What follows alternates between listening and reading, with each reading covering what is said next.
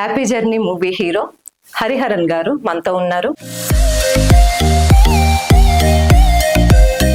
ఇక్కడ నిరూపించుకోవాలనుకుంటున్నారు. మొదటి సినిమాలోనే 4 వేరియేషన్ చేశాను. మన జాబే రిస్క్, ఇందులో కొత్తగా రిస్క్ చేసేదే ఉంది. రామచంద్ర గారైనా బాలకృష్ణ గారి పిల్లలు ఎవరైనా అలా వారసత్వం వస్తూ ఉంటది. మీరు చెప్పినట్టు నిజమే. ఇండస్ట్రీలో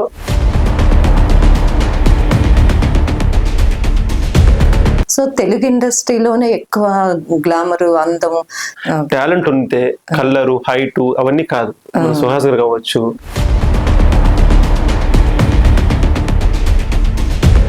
నా హ్యాపీ జర్నీ సినిమా రిలీజ్ అప్పుడు 15 సినిమా రిలీజ్ అయ్యి ఒకే రోజు. సో మాలాంటి చిన్న హీరోలకి ఏమైపోతుందంటే ప్రమోషన్స్ ఎప్పుడైతే ఉండవో, వెనకాల బ్యాక్గ్రౌండ్ ఎప్పుడైతే సపోర్ట్ ఉండదో,